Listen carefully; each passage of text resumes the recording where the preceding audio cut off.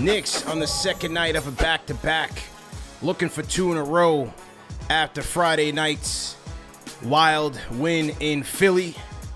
But Boston came with a firestorm, with a rainstorm of threes, man. Jeff, I hope you brought your umbrella, man, because the Celtics will come out and drop 27 threes, shooting 27 for 51 from downtown. It was raining threes at MSG. I still think they're hitting threes right now. And that was pretty much all she wrote, man. Knicks had enough offense to win this one, but the Celtics were just on fire tonight from beginning to end and shot the Knicks out the building, man. 133-118. Knicks go down to the former Eastern Conference champions.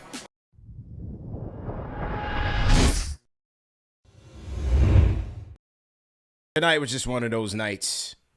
You tip your cap to the other team, and you give them their credit. Of course, it wouldn't be a Knicks season without making a team famous or making a player famous for some reason. And tonight, the Boston Celtics hit a franchise record in three-pointers made, 27 of 51 from downtown, 52%. They were incredible from beginning to end. And look, this is the Knicks' Achilles heel once again this year. It's their perimeter defense leading to poor three-point defense. And tonight, it was lousy rotations, poor effort getting out to the three-point line, and a lot of miscommunication, man. I mean, some of these guys on Boston were wide open. Wide open. We had this guy, Doogie Howser, whatever his name is, 5 of 8 from downtown, 17 points. CP, it's a rough one. You know, I thought you had it. You hit the nail on the head. You started talking about miscommunications. I think if fans who didn't watch the game looked at some of the stat lines tonight, and you look at Julius Randle, and you look at Jalen Brunson, you see that Jalen Brunson had a double-double, 22 and 10. I think Julius had 29 and 9, if I'm correct. 29 and 9 for Julius. Yeah, Brunson 22 and 10, RJ 27 points, man. But I'm looking at the both of them when it comes to some of these threes, specifically Brunson. I mean, Brunson in the first half, he had 2 miscommunications. One was with Cam Reddish, where the two of them clearly didn't know off the pick and roll who was going to step up to guard the three-point line. Yep. And they just let it rain. And you called it Doogie Howser. Neil Patrick Harris, the guy who used to play like Reggie Miller in the Garden tonight. That's how wide open and on fire he was. And Randall was on him for most of the night. And, you know, I'm sure if we look back at the tape, maybe there's some pick and rolls, some coverages that could have been switched. I'm sure it wasn't all of his fault. But I think Randall maybe looked at that matchup and said, you know what? I could take it a little easy. Slept on him. Slack off a little bit.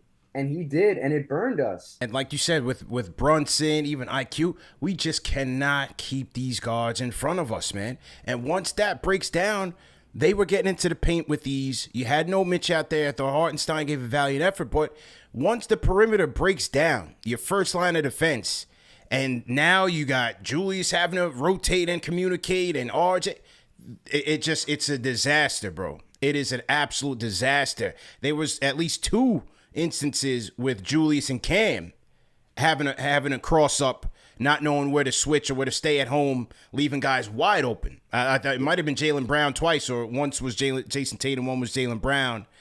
It was just so many times where guys just were just out of sync and no communication, bad effort on the rotations. It was just bad.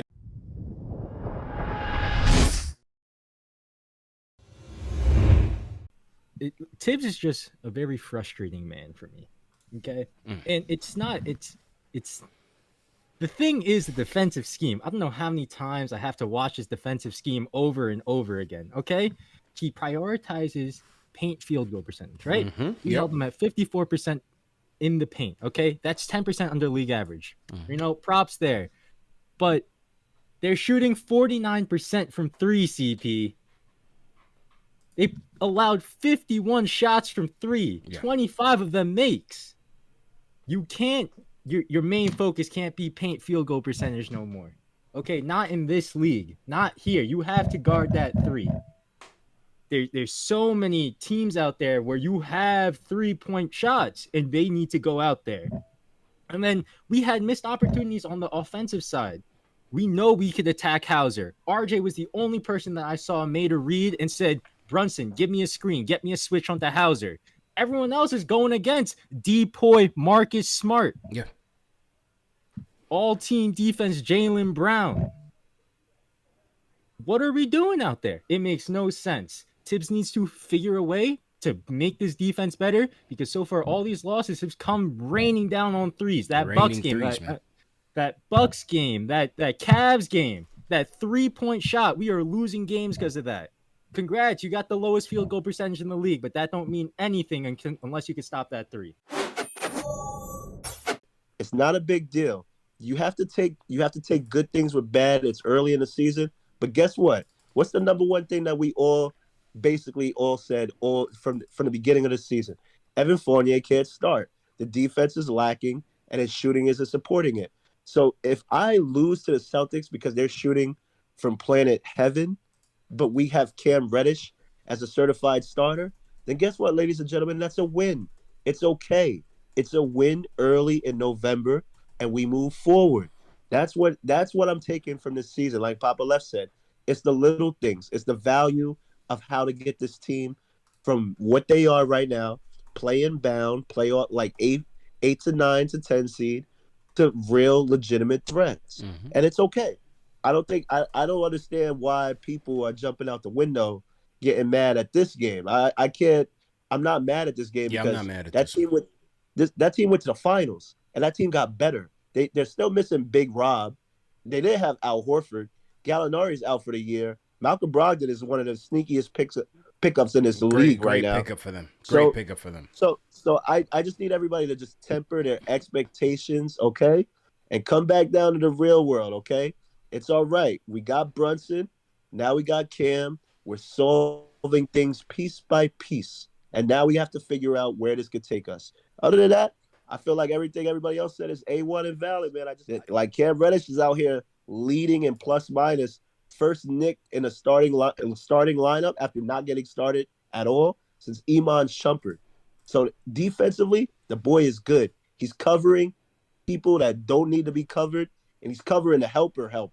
So I think the big lefty 3 played well. Obviously, get better, Mitch. But it is what it is, man. You're injury prone, and I just can't. I'm not gonna talk bad on you. You just get well, because we need you to stay healthy, or it doesn't look like that was a guaranteed hit for your contract. Yep. With that being said, man, we move forward. We got Minnesota. Everybody's talking about Minnesota and Anthony Edwards. Y'all not paying attention to what's going on with Rudy Gobert? Rudy Gobert is awful. They traded basically. Well, we knew that was going to be a disaster. That was a desperate trade by them, and it made no sense in my opinion. Made no sense. Of course. So CP, you know the deal, man. We move on. Next game up. Peace and love, y'all. Enjoy y'all Saturday, man. Appreciate it. And I appreciate everybody for tuning in, man. Once again, tough loss. It is what it is. We'll see if we bounce back on Monday. Remember that this show is available in audio podcast format, man. All the major podcast formats. So if you don't catch it on video, you could always catch it on audio. Snapbacks are in, man. Navy blue, royal blue, and black. Go to KnicksFanTV.com and get your snapbacks today. And we'll get those out to you. And remember that the show is presented by Manscaped. Go to manscaped.com, promo code KFTV for 20% off plus free shipping. So once again, Jeff, great show. TM, all the mods in the chat, man. Great show, great show. And we'll see you guys tomorrow night.